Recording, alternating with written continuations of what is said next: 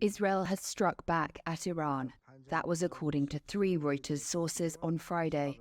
Iranian state media reported explosions near an army base in the central city of Isfahan and said drones were shot down. Reports said nearby nuclear facilities in Natanz, which the West suspects are involved in developing atomic weapons, were not damaged. The apparent strike comes days after Iran fired hundreds of drones into Israel in retaliation for the attack on the Iranian embassy in Damascus in Syria. Most of Iran's drones and missiles were downed before reaching Israeli territory. There was no comment from Israel on the reports of an attack. Iran's Foreign Minister Hossein Amir-Abdollahian on Thursday had told the United Nations Security Council that Israel should refrain from any action. Iran's legitimate defense and countermeasures have been concluded.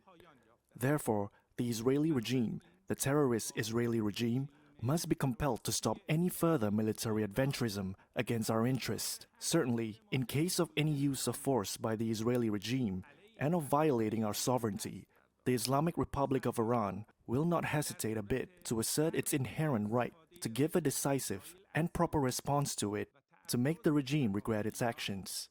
Iran state media says flights have been suspended over several cities. Flight tracking sites showed some airliners making sharp turns away from the country's airspace in the early hours of Friday. Israel had warned it was going to retaliate against Iran's April 13th missile and drone attack. Numerous countries had earned restraint, concerned that any retaliation could spark a broader conflict in the region. One Reuters source said the US was notified of the Israeli strike, but not involved. Iran's president has said the country would deliver a severe response to any attack on its territory.